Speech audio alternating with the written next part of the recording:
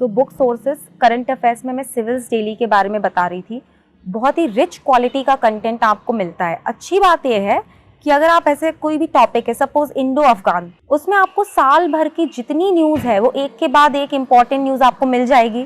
तो आप वहाँ से एक साल का करंट अफेयर्स हर टॉपिक वाइज रिवाइज कर सकते हैं। आप सिविल्स डेली को ज़रूर एक्सप्लोर करेगा। I have known about the initiative by Anudeep Dhurishetty sir. He followed the Samachar Manthan Right. of Civils Daily. Right. So that was the reason, sir, that I've taken the prelims test series and mains test series also. Second बार तो जब मैंने mains दिया तो आपके through direct मैंने answer writing में काफी हेल्प मिला। तो जिस चीज का मैं कह रहा था sir, the art of answer writing, because you have to display those qualities which is required as a civil servant.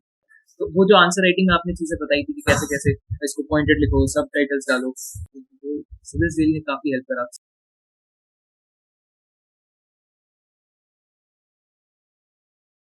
My greetings to all the aspirants of Engineering Services Examination. My name is Karthikeya Kaushik and I have secured All India Rank 1 in UPSC Engineering Services Exam 2021. First of all, I will like to give a brief introduction about myself. So, I was born in Haryana and brought up in Delhi. I completed my schooling from Delhi in the year 2015 and thereafter I joined Indian Institute of Technology Roorkee for BTech in Civil Engineering. I completed my graduation in the year 2019 and since then I started preparing for the Engineering Services exam. In the beginning I came to Delhi and enrolled myself in one of the coaching institutes, that is IES Master.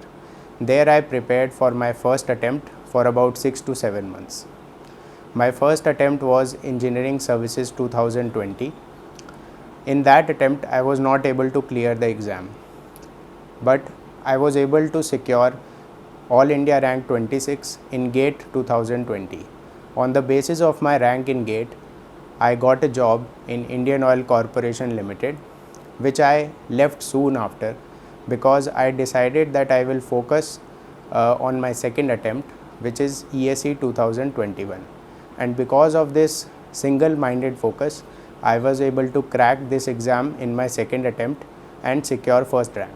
So I will now share my preparation strategy. I'll first of all start with the very first stage of the exam, which is preliminary. So I cleared the preliminary stage of exam in both the attempts, that is 2020 and 2021. तो मैं आपको ये बताता हूँ कि preliminary के लिए कैसे प्रिपेयर करना है। फ़र्स्ट ऑफ़ ऑल, जब मैं IES मास्टर अटेंड करता था तो वहाँ पर जो भी मुझे पढ़ाया जाता था सुबह से लेकर शाम तक, उसको मैं अपने घर आकर रिवाइज़ करता था और रिवीजन करने के साथ साथ मैं उस पर्टिकुलर टॉपिक के प्रीवियस ईयर क्वेश्चंस को भी अटेम्प्ट करता था। इसके साथ साथ एक और काम जो मैं रोज़ करता था वो था शॉर्ट नोट्स को प्रिपेयर करना, और एक नोटबुक मैंने बना रखी थी जिसके अंदर मैं अपने सारे फॉर्मूलाज़ को नोट करके रखता था और उनका रेगुलर रिवीजन करता रहता था। तो ये तो मेरी स्ट्रैटेजी थी फ़र्स्ट अटेम्प्ट के अंदर। लेकिन फ़र्स्ट अटेम्प्ट में क्योंकि मेरे पास टाइम कम अवेलेबल था, अराउंड 6 मंथ्स का टाइम मेरे पास अवेलेबल था, तो उसके अंदर मैंने बहुत सारे टॉपिक्स को छोड़ दिया था विच वर नॉट वेरी इंपॉर्टेंट।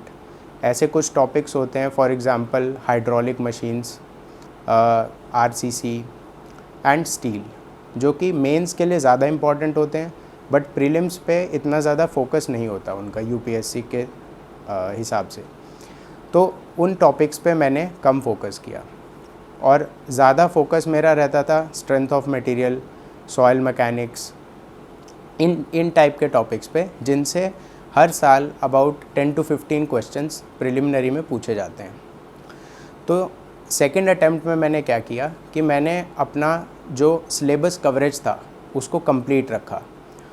मैंने कोई भी टॉपिक जो है वो छोड़ा नहीं अपने सेकंड अटेम्प्ट में, और इस वजह से I was able to score much more marks than my first attempt. तो सबसे पहले मैं आप लोगों को जो पेपर 1 होता है which is the general studies paper, उसकी स्ट्रैटेजी शेयर करता हूँ आपके साथ। तो जनरल स्टडीज़ के पेपर में हम लोग जनरली ऑब्ज़र्व करते हैं कि 100 क्वेश्चंस आते हैं और हमारे पास 120 मिनट्स होते हैं उनको सॉल्व करने के लिए। अब जनरल स्टडीज़ में एक जो बहुत ही इंपॉर्टेंट पोर्शन होता है वो होता है mathematics and aptitude. Mathematics and aptitude हमारे इंजीनियर्स का एक स्ट्रॉन्ग टॉपिक होता है और इसको हमें कभी भी निगलेक्ट नहीं करना चाहिए। अबाउट 25 to 30 क्वेश्चंस अगर हम रीसेंट ट्रेंड देखें तो हर साल पूछे जा रहे हैं इन टॉपिक से और इनको हमें अच्छे से कवर करना है।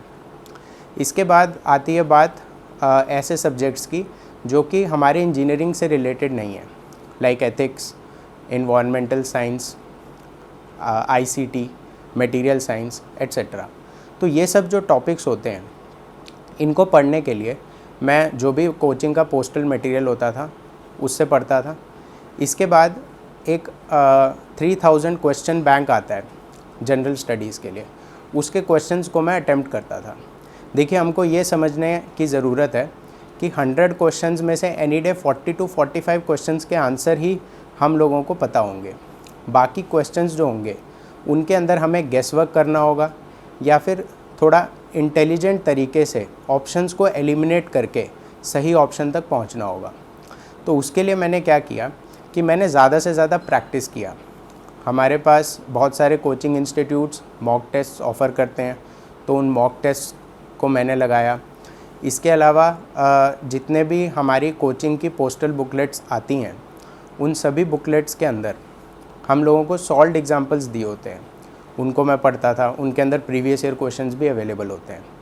तो इस तरीके से आई विल से कि आप लोग ज़्यादा से ज़्यादा प्रैक्टिस करिए, इंटेलिजेंट गेस वर्क करने की कोशिश कीजिए और ऑप्शंस को एलिमिनेट करने के तरीके ढूंढिए।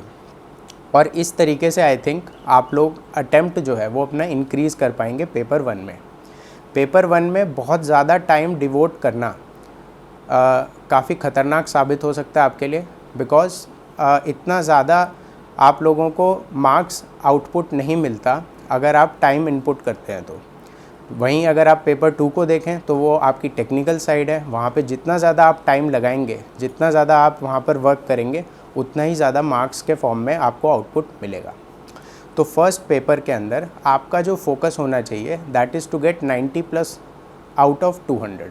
अगर आपका इतना स्कोर आता है तो I think you are very safe, because technical में आप बहुत अच्छा परफॉर्म कर सकते हैं। Now I will move to the strategy for paper 2। तो पेपर 2 में देखिए, सबसे पहली चीज़ ये है कि हमें कोई भी टॉपिक को छोड़ना नहीं है। आजकल कंपटीशन लेवल जो है वो बहुत ज़्यादा इंक्रीज़ हो चुका है और इतना ज़्यादा कंपटीशन होने की वजह से आजकल जो स्टूडेंट्स हैं वो कंप्लीट कवरेज के ऊपर फोकस करते हैं। तो आपको भी पीछे नहीं रहना है, आपको पूरा सिलेबस कवर करना है। सिलेबस कवर करने का मतलब ये है कि जो भी छोटे छोटे टॉपिक्स हैं जिनसे हर साल 1 या 2 क्वेश्चंस पूछे जाते हैं उनको भी कवर करना इम्पॉर्टेंट है। जैसे कि कंस्ट्रक्शन इक्विपमेंट्स एक टॉपिक है, सॉइल एक्सप्लोरेशन एक और टॉपिक है। तो इस तरीके के जो टॉपिक्स हैं उनको भी कवर करना बहुत ज़्यादा इम्पॉर्टेंट है। सेकेंडली, जिन टॉपिक से मैक्सिमम क्वेश्चंस पूछे जाते हैं उनकी आपको थॉरली प्रैक्टिस करनी है।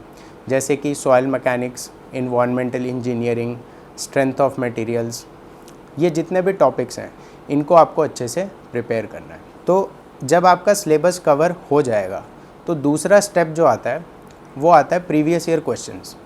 प्रीवियस ईयर क्वेश्चंस आपको कम से कम 2 बार जो हैं वो सारे के सारे अटैम्प्ट ज़रूर करने चाहिए। फर्स्ट अटैम्प्ट में आप क्या कर सकते हैं कि सारे क्वेश्चंस अटैम्प्ट कर सकते हैं, और मैं ये कहूँगा कि आप बिल्कुल भी कैलकुलेटर का यूज़ मत करिए फॉर प्रीलिम्स। और प्रीलिम्स के अंदर जब आप पहली बार प्रीवियस ईयर क्वेश्चंस को अटैम्प्ट करेंगे तो you will identify your weaknesses. आपको पता लग जाएगा कि कौन से क्वेश्चंस आपसे जनरली सॉल्व नहीं हो रहे।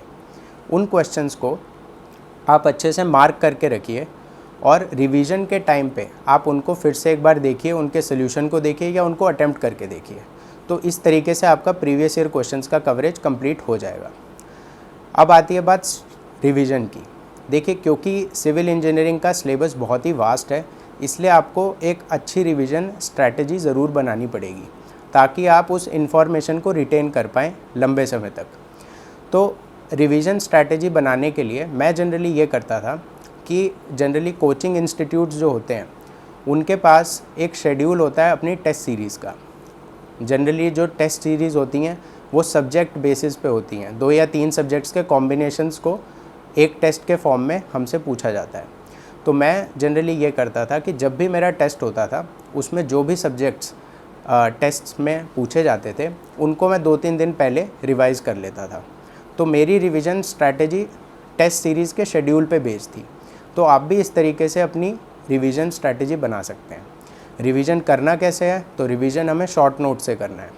शॉर्ट नोट्स मैं ये बता सकता हूँ कि शॉर्ट नोट्स बनाने के लिए आपको जब आप कोई भी क्लास अटेंड करते हैं उसके बाद आप घर आके उसको रिवाइज़ करते हैं, तो जब भी आपका कोई टॉपिक पूरा हो जाता है, जैसे कि लेट्स से कि आप स्ट्रेंथ ऑफ मटेरियल पढ़ रहे हैं और उसके अंदर आपका एक्सियल स्ट्रेसेस या डिफ्लेक्शन ऑफ बीम्स का जो टॉपिक है वो कंप्लीट हो गया, तो वो कंप्लीट होने के बाद आप उसके शॉर्ट नोट्स प्रिपेयर कर सकते हैं। शॉर्ट नोट्स को प्रिपेयर करना अपने आप में एक रिवीजन साइकिल होता है, और एक बार आपके शॉर्ट नोट्स प्रिपेयर हो जाएंगे तो जिस टॉपिक को प्रिपेयर करने में आपको 1 घंटे का टाइम लगता था उसको अब आप 10 मिनट में रिवाइज़ कर सकते हैं। तो शॉर्ट नोट्स का ये फ़ायदा होता है। अब काफ़ी स्टूडेंट से पूछते हैं कि शॉर्ट नोट्स बनाने कैसे हैं। तो शॉर्ट नोट्स बनाने के लिए आपको ये ध्यान रखना है कि आपको लिमिटेड इन्फॉर्मेशन ही शॉर्ट नोट्स में डालनी है। जब आप एक बार रिवीजन कर लेंगे और सेकेंड टाइम शॉर्ट नोट्स बनाएंगे तो आपको ये चीज़ पता होगी कि ऐसे कौन से फॉर्मूलेज़ हैं, ऐसे कौन से कॉन्सेप्ट्स हैं जो कि आप जनरली भूल जाते हैं, उन्हीं को ही आपको अपने शॉर्ट नोट्स के अंदर इंक्लूड करना है। तो आपकी जितनी भी वीकनेसेस हैं उन सब का एक समरी होना चाहिए आपके शॉर्ट नोट्स। DKT इंजीनियरिंग, अगर आप केवल इंजीनियरिंग के वीडियोस देखना चाहते हैं तो सब्सक्राइब करें DKT इंजीनियरिंग। यहाँ आपको इंजीनियरिंग, खासतौर पर JEE मेन और JEE एडवांस से जुड़े टॉपर्स के वीडियो अरेंज फॉर्मेट में मिल जाएंगे। लिंक डिस्क्रिप्शन बॉक्स में दिया गया है। अब देखिए, एक बार आपका प्रिलिमिनरी स्टेज क्लियर हो जाता है तो उसके बाद आता है मेन स्टेज। आजकल अगर आप रीसेंट ट्रेंड्स को एनालाइज करेंगे तो आप ये पाएंगे कि जो स्टूडेंट्स मेंस में अच्छा परफॉर्म कर रहे हैं उनका सिलेक्शन होना ऑलमोस्ट फाइनल है। तो मेंस जो है वो एक गेम चेंजर की तरह आजकल हमारे सामने आ रहा है, और इसके लिए प्रिपेयर करना बहुत ही ज़्यादा इम्पॉर्टेंट है। तो इसके लिए इसको प्रिपेयर करने के लिए मैं ये कहूँगा कि practice is the only strategy. आपको आंसर राइटिंग प्रैक्टिस बहुत अच्छे से करनी होगी। अगर मैं बात करूं अपने फ़र्स्ट अटैम्प्ट की, तो फर्स्ट अटैम्प्ट में मैंने सिर्फ 15 to 17 मॉक टेस्ट दिए थे फॉर मेंस, लेकिन सेकंड अटैम्प्ट में मैंने इनको डबल कर दिया। अबाउट 30 to 35 मॉक टेस्ट मैंने दिए थे in my second attempt, and I think उसकी वजह से मेरी स्पीड इम्प्रूव हो गई। तो स्पीड जो है वो बहुत इंपॉर्टेंट फैक्टर है। आपके पास 2 पेपर्स होते हैं 300 मार्क्स के। आपको दोनों पेपर्स में ये कोशिश करनी चाहिए कि आप 280 प्लस का अटैम्प्ट करें मिनिमम। आपका इनिशियली जब आप मॉक टेस्ट को अटैम्प्ट करेंगे तो फोकस ये होना चाहिए कि आप ज़्यादा से ज़्यादा अटैम्प्ट करें, ठीक है। प्रेजेंटेशन पे इतना ज़्यादा आपका फोकस नहीं होना चाहिए। तो प्रेजेंटेशन जो होगा वो आप धीरे धीरे इम्प्रूव कर सकते हैं, but the primary thing is speed and attempt. अगर आप अटैम्प्ट ही नहीं कर पाएंगे तो आपको मार्क्स वैसे ही कम मिलेंगे। तो पहली चीज़ हो गई स्पीड को इम्प्रूव करना। स्पीड इम्प्रूव करने के लिए आपको ज़्यादा से ज़्यादा मॉक टेस्ट को अटैम्प्ट करना है। सेकेंडली, जो प्रीवियस ईयर क्वेश्चंस होते हैं मेंस एग्ज़ाम के स्पेशली, उनको आपको अटैम्प्ट करना है। और मैं ये कहूँगा कि आप उसके अंदर लास्ट 10 to 15 ईयर्स मत देखिए। जितने भी प्रीवियस ईयर्स के, भले ही वो 25 हों या 30 ईयर्स पास्ट के आपके पास क्वेश्चंस अवेलेबल हैं, वो सभी क्वेश्चंस आप अटैम्प्ट करिए, क्योंकि आपकी प्रैक्टिस जितनी ज़्यादा थॉरो होगी, जितने ज़्यादा वैरायटी ऑफ क्वेश्चंस आप अटैम्प्ट करेंगे, उतना ही ज़्यादा वहाँ पे चांसेस होंगे कि 8 में से आपको 8 सारे क्वेश्चंस आते होंगे। और जब आपको 8 में से सारे क्वेश्चंस आते होंगे तो आपके लिए चूज़ करना बहुत ईजी हो जाएगा कि आपको कौन से क्वेश्चंस को अटैम्प्ट करना है। अब आती है बात एक्यूरेसी की। तो देखिए, मेंस के एग्ज़ाम में एक्यूरेसी भी बहुत इंपॉर्टेंट रोल प्ले करती है। जनरली क्या होता है कि जो हमारा पेपर 1 होता है वो डिज़ाइन सेंट्रिक होता है। उसके अंदर डिज़ाइन के बहुत सारे क्वेश्चंस आते हैं, तो उसके अंदर बहुत सारे स्टेप्स इन्वॉल्व होते हैं। जैसे कि अगर मैं RCC में बीम डिज़ाइन के क्वेश्चन का एग्जांपल लूँ तो उसका एक स्टैंडर्ड तरीका होता है उसको सॉल्व करने का। तो मैं क्या करता था, शॉर्ट नोट्स बनाता था, और शॉर्ट नोट्स में मैं उन सारे स्टेप्स को लिख लेता था कि these are the 10 to 15 steps जो कि मुझे फॉलो करने हैं अगर बीम डिज़ाइन का क्वेश्चन आता है। तो इससे क्या होता है कि जब स्टेप्स आपके माइंड में मेमोराइज हो जाएंगे तो आप बहुत जल्दी उस क्वेश्चन को सॉल्व कर पाएंगे। बाकी स्टूडेंट्स उस क्वेश्चन को सॉल्व करने में अगर 20 मिनट्स ले रहे हैं, आप उसको 10 to 12 मिनट्स में सॉल्व कर सकते हैं। तो ये फ़ायदा होता है शॉर्ट नोट्स बनाने का। इसके अलावा मेंस में बहुत सारे ऐसे टॉपिक्स हैं जैसे कि इन्वायरमेंटल इंजीनियरिंग, जिसके अंदर आपको डिज़ाइन डेटा को याद करके जाना होगा, क्योंकि वहाँ पे आपको वो प्रोवाइड नहीं करेंगे। तो उस डिज़ाइन डेटा को याद करने के लिए भी आप मेंस के लिए स्पेसिफ़िकली शॉर्ट नोट्स बना सकते हैं, सिर्फ कुछ टॉपिक्स का। और मेंस में भी हमारी जो कवरेज होनी चाहिए सब्जेक्ट की, वो कंप्लीट होनी चाहिए। अगर हम लोग रीसेंट ट्रेंड्स को देखें तो बिल्डिंग मटेरियल्स के जो नए टॉपिक्स हैं, जैसे कि पॉलीमर्स हो गए, लाइम हो गया, इन सब टॉपिक से भी क्वेश्चंस पूछे जा रहे हैं। और अगर हम लोग देखें आरसीसी में retaining wall, staircase, water tank, ये सब जो नए टॉपिक्स हैं उनसे भी क्वेश्चंस पूछे जा रहे हैं। तो इट इज़ वेरी इंपॉर्टेंट कि आप हर तरीके के क्वेश्चंस को अटेम्प्ट करिए, हर तरीके के क्वेश्चन के लिए स्ट्रैटेजी बना के रखिए, because the question bank is limited for mains. अगर आपकी प्रैक्टिस होगी तो you will definitely be able to attempt there. Calculator को कैसे यूज़ करना है वो एक बहुत इंपॉर्टेंट चीज़ होती है हमारे मेंस के प्रिपरेशन में। तो कैलकुलेटर को ऑप्टिमाइज़ करने के लिए मैं ये कहूँगा कि मैंने 991 ES कैलकुलेटर यूज़ किया था कैसियो का। वो कैलकुलेटर में एक स्प्रेडशीट का ऑप्शन होता है जिससे हाइड्रोलॉजी के क्वेश्चंस हम लोग बहुत क्विकली सॉल्व कर सकते हैं। तो कैलकुलेटर को अगर हम लोग अच्छे से यूज़ करते हैं तो बाकी स्टूडेंट्स के ऊपर हमारा एक एज हमेशा रहेगा। तो आई विल रिकमेंड कि आप कैलकुलेटर के साथ अच्छे से प्रैक्टिस करिए मेंस के लिए। After prelims start using the calculator as much as possible. देखिए, एक बार आपका मेंस एग्ज़ाम क्लियर हो जाता है तो उसके बाद आता है personality test. Personality test conduct होने से पहले यूपीएससी आपसे एक डिटेल्ड एप्लीकेशन फॉर्म यानी कि डैफ फिल आउट करवाता है। इस डैफ के अंदर आपकी जितनी भी पर्सनल डिटेल्स हैं, आपके पेरेंट्स के बारे में, उनकी इनकम के बारे में, आपकी जितनी भी अचीवमेंट्स रही हैं, आपकी क्या हॉबीज़ हैं, क्या इंटरेस्ट्स हैं, और इसके अलावा आपका एजुकेशनल बैकग्राउंड क्या है, और अगर आपने कहीं पे काम किया है तो प्रोफेशनल एक्सपीरियंस क्या है, ये सारी डिटेल्स उस डैफ के अंदर कलेक्ट की जाती हैं।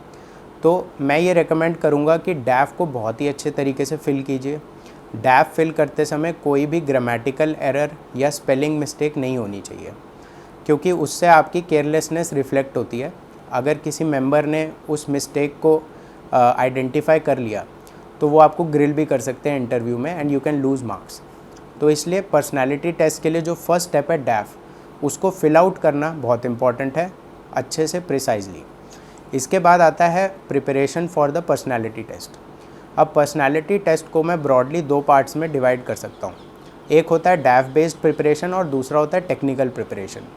देखिए, जो डैफ बेस्ड प्रिपरेशन होता है उसके अंदर आपको डैफ के अंदर जितने भी इम्पॉर्टेंट पॉइंट्स हैं, जैसे कि आपका नाम, आपके नाम का क्या मतलब है, आपके पेरेंट्स का बर्थ प्लेस क्या था, आपका खुद का बर्थ प्लेस क्या था, आपका डोमिसाइल क्या है, तो ये सब जो टॉपिक्स हैं, आपकी बर्थ डेट क्या है, उसका क्या सिग्निफिकेंस है, उस डेट को कौन से ऐसे मेजर इवेंट्स हुए हैं पास्ट में, तो ये सब चीज़ें आपको आइडेंटिफाई करनी है अपने डैफ के अंदर और उनको फोकस के साथ प्रिपेयर करना है, क्योंकि इंटरव्यूअर जनरली कुछ भी आपसे वहाँ पर पूछ सकता है। इसके बाद आता है आपके अचीवमेंट्स, आपकी हॉबीज़ और इंटरेस्ट्स। तो जो भी आपके अचीवमेंट्स रहे हैं, हॉबीज़ रही हैं, उनके बारे में थॉरली आपको पता होना चाहिए। अगर आप अपने एजुकेशनल क्वालिफ़िकेशंस के अंदर जो भी आप कॉलेज का नाम लिख रहे हैं, अगर उसका एक हिस्टोरिकल सिग्निफिकेंस है, वो एक बहुत ही पॉपुलर इंस्टीट्यूट है, तो उस केस में आपको उसके बारे में भी प्रिपेयर करके अच्छे से जाना होगा। I can take my example, जैसे मेरा कॉलेज IIT रुड़की है। IIT रुड़की के आसपास बहुत सारे क्रॉस ड्रेनेज स्ट्रक्चर्स हैं, तो मैं अच्छे से जो इरिगेशन इंजीनियरिंग के अंदर क्रॉस ड्रेनेज स्ट्रक्चर्स का टॉपिक है, डैम्स का टॉपिक है, स्पिलवेज का टॉपिक है, उसको अच्छे से प्रिपेयर करके गया था। तो ये बहुत ज़्यादा इम्पॉर्टेंट हो जाता है। अब जो सेकंड स्टेज आता है वो है हमारा टेक्निकल प्रिपरेशन। तो देखिए, टेक्निकल प्रिपरेशन को बहुत सारे स्टूडेंट्स लाइटली लेते हैं। इसलिए लाइटली लेते हैं क्योंकि उनको लगता है कि personality test is all about luck. उस दिन आपको कौन सा पैनल मिलेगा, कौन सा पैनल के अंदर जो मेंबर्स बैठे होंगे वो कौन होंगे, तो ये बहुत सारे वेरिएबल्स होते हैं जो कि हमारे माइंड में रिवॉल्व करते हैं during the time of preparation for the personality test. लेकिन मैं कहूँगा कि आपको ये सब चीज़ें नहीं सोचनी, आपको अपने टेक्निकल प्रिपरेशन पे फोकस करना है। देखिए, इंटरव्यूज़ जो होते हैं वो किसी भी लाइन पे जा सकते हैं। आपसे ऐसे क्वेश्चंस भी पूछे जा सकते हैं जो बहुत सिंपल हों, ऐसे भी पूछे जा सकते हैं जो बहुत डिफ़िकल्ट हों और आपको नहीं आते हों, but the thing which they are trying to जज देयर इज़ कि आपका कॉन्फिडेंस कैसा है, आपकी बॉडी लैंग्वेज कैसी है, आप एक्सट्रीम सिचुएशंस जो प्रेशर सिचुएशंस हैं उनको किस तरीके से आप हैंडल करते हैं। ये सब चीज़ें वहाँ पर वो ऑब्ज़र्व करते हैं बैठ के और उसके बेसिस पे आपको मार्क्स देते हैं। सो आपको ये चीज़ नहीं सोचनी कि टेक्निकल क्वेश्चंस का आप आंसर नहीं दे पाए तो उससे डीमोटिवेट नहीं होना। इंटरव्यू के अंदर अगर आप आई डोंट नो भी बोल रहे हैं तो आपको फुल कॉन्फिडेंस के साथ बोलना है। इसके साथ साथ मैं ये कहूँगा कि प्रैक्टिस के लिए मॉक इंटरव्यूज़ को देना बहुत बेनिफिशियल रहता है। मेरे पहले अटैम्प्ट में मैंने कोई मॉक इंटरव्यू नहीं दिया था और बिना किसी प्रैक्टिस के मैं गया था because I was at training in IOCL। लेकिन सेकेंड अटैम्प्ट में मैं 2 मॉक इंटरव्यूज़ दे के गया, उससे मेरा कॉन्फिडेंस थोड़ा सा बूस्टअप हुआ। जो मेरे वीक एरियाज़ थे उनको मैं आइडेंटिफाई कर पाया, उनको इम्प्रूव कर पाया। अब आती है बात सॉफ्ट स्किल्स की। तो देखिए आपको किस तरीके से बैठना है, किस तरीके से उठना है, किस तरीके से आपको अपनी बात रखनी है, आपके हैंड मूवमेंट्स कैसे होने चाहिए, आपकी जो फेस पे स्माइल है वो किस तरीके की होनी चाहिए। ये कुछ ऐसे सॉफ्ट स्किल्स हैं जो कि वहाँ पर जज किए जाते हैं। तो जब आप मॉक इंटरव्यूज़ के अंदर जाएंगे तो वहाँ पे जो 4-5 पैनल मेंबर्स बैठे होंगे वो आपको इन पैरामीटर्स के ऊपर जज करके आपको एक ऑनेस्ट फीडबैक देंगे। उस फीडबैक को यूज़ करके आप अपनी पर्सनैलिटी और बॉडी लैंग्वेज को इम्प्रूव कर सकते हैं। So keep this in your mind and prepare hard, prepare well. My best wishes are with you. Thank you.